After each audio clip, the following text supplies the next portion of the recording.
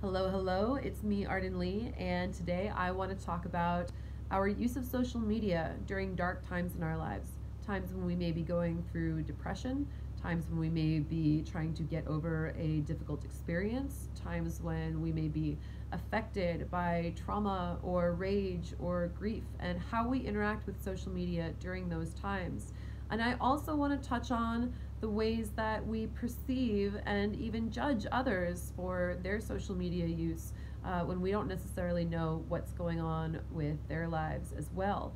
So before I get to that, I am Arden Lee, and I am the creator of the Repatterning Project, which is a community and an 8-week course where we hack our beliefs to optimize our lives for happiness and success. So if you want to learn more about that, do check out the description box where I have a link to a free PDF about the repatterning modality. And I also have a link to a free Facebook group that you can join for support from like-minded peers who are also looking to change their thoughts in order to recreate their realities. So hello, Virgil. This is my assistant.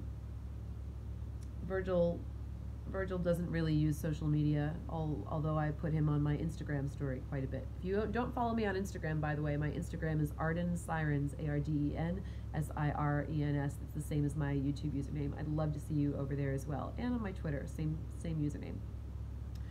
So what I want to talk about today is the use of our social media during dark times when we're depressed. And the thing that brought this on was I was reading a post the other day where there was a woman who was being judged for a post she made seeking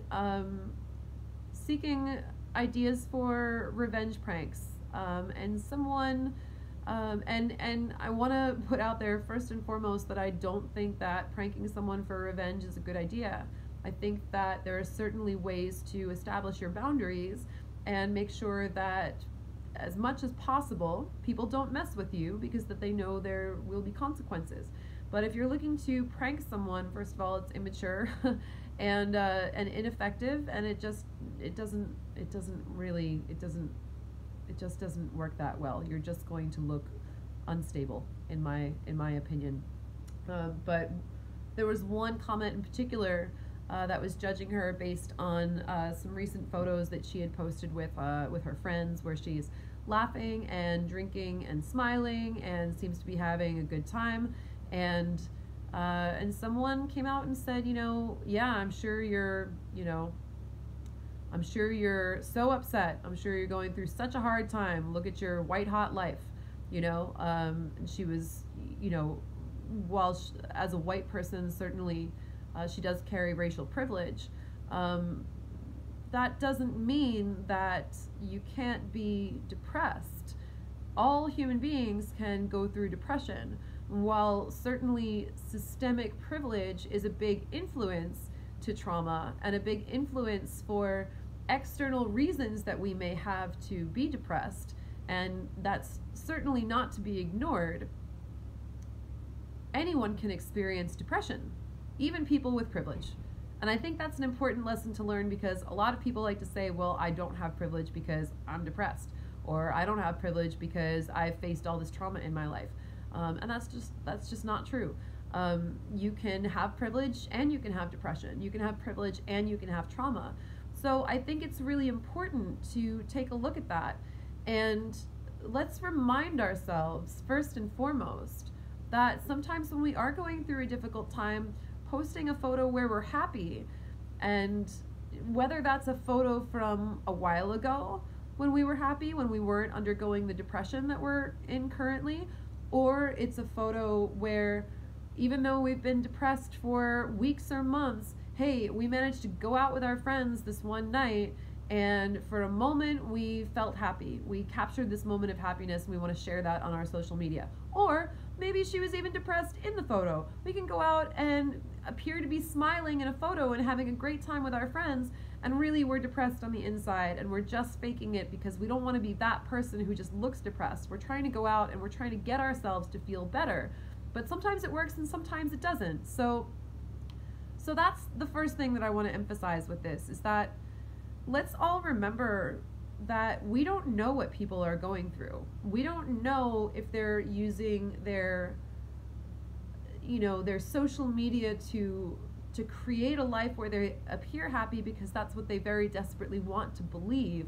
That's what they want to other people to believe to be true, and that they're trying to convince themselves that it is true. Well, if I just look happy, if people perceive me as happy, then everyone will think that I'm happy, and maybe I'll figure out how to be happy. Maybe I'll be happy, or at the very least, maybe it'll start a sort of cycle where people are treating me well because I look happy. I look like a person with self-respect, and if people are treating me well, then I'll be happy too, because I'm unhappy, possibly, because people are treating me badly. So if people think I have a great life, maybe they'll respect me. That's something that I went through a lot personally, especially in my 20s. I really felt that there were a lot, with good reason, I felt that there were a lot of people out there who were judging me. I felt that there were a lot of people who wanted to see me fail. I still believe, even though I am past that experience, even though I'm outside of it now, I still very much believe that to be true. In fact, I would say I know that to be true. It's not something that I was just perceiving. I had a lot of evidence of that. I won't get into the specifics of it in this video because it's not important, but it certainly was my reality. So there were a lot of ways coming out of that kind of social pressure that I posted a lot of social media where I appeared happy and successful, or I edited myself down to those moments where I was happy or I was successful, or at least I looked like I was trying to be happy. Sometimes maybe you go through something like a breakup or whatever, which is, there's the stuff that I went through was, I'm not going to, make comparisons, but when I say that there were people who were looking for me to fail, it was not just, the social circle around a relationship. It was a bit more complicated than that. But let's say that you've had a breakup and you want to go out and, look like you're still having a good time despite it all, to go out and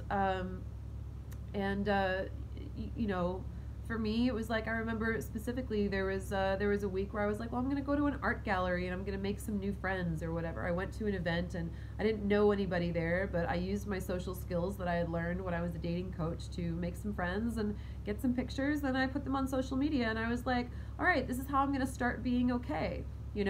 And sometimes it can be the start to that, but even if it's not, even if someone is miserable on the inside, just because someone looks happy, you don't necessarily know what they've gone through, what they've been through, and they may be trying desperately to become happy, to be happy. They may be trying to fake it so that they can get there eventually, right? They're trying to focus on the happy things in their lives and focus on those happy moments so that they're not consumed by their overwhelming depression or trauma or grief or whatever bad experience they feel that they're going through at that time. There is always that debate about how much to share on social media when you're going through something difficult. And of course, that is something that really is up to the person in question. There have been times in my life that I've probably way overshared. They're probably the most embarrassing ones I look at are just where I was, posting sad lyrics all the time, because then I wasn't even really, I wasn't even sharing the authenticity of my experience.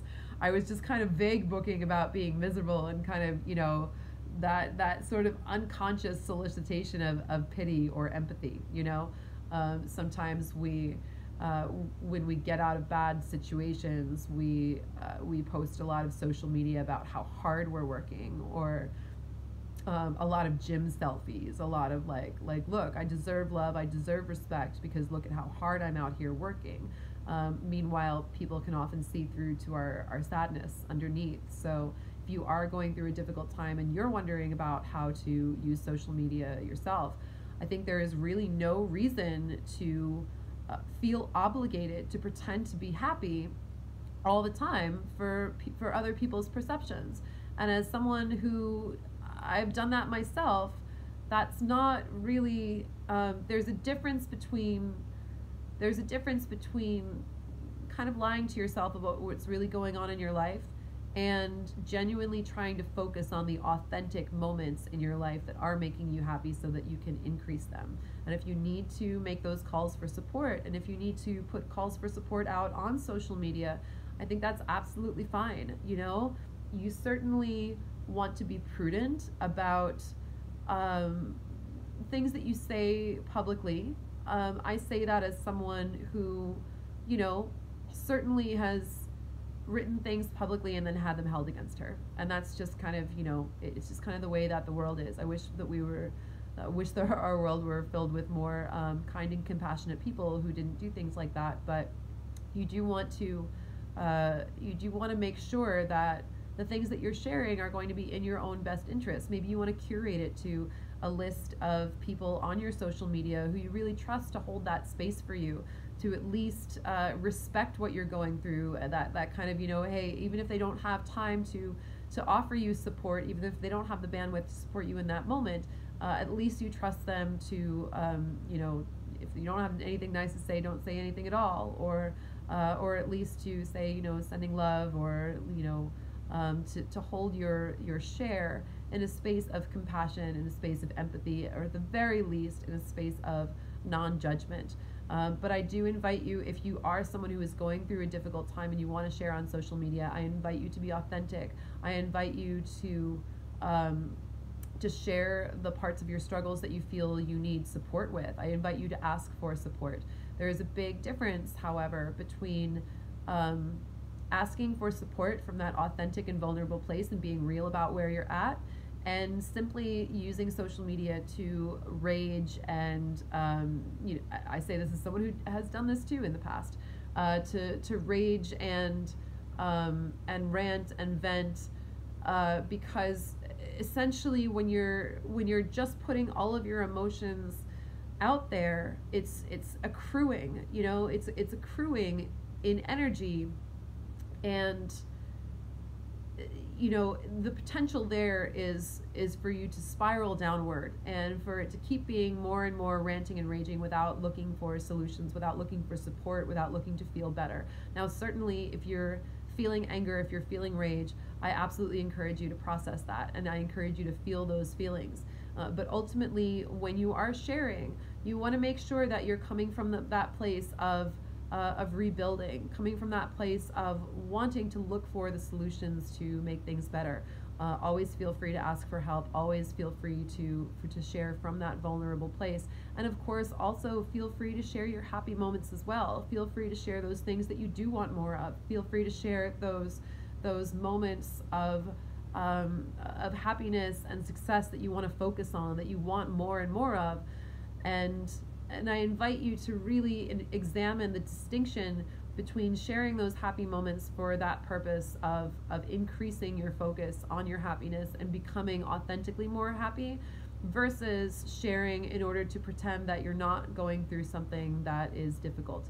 And that flavor of authenticity is something that you will recognize, and that will really help you in your recovery, because it means that you're not repressing things. It means that you're owning up to your emotions. So if you're going to share your feelings about being depressed, your feelings that we might classify as negative, my recommendation is to do that in an authentic and vulnerable way that seeks support, seeks solutions, and is honest with people about where you are. Not to do it in the kind of rage and rant spiral that will get more and more people, you know, triggered and adding comments about like, why are you sharing this, or, you know, or people who are not going to support you. You know, I advise you to really examine that distinction. If you're going to share something about the negative emotions that you're experiencing, I advise you to share that from a vulnerable place of asking for help and support and solutions.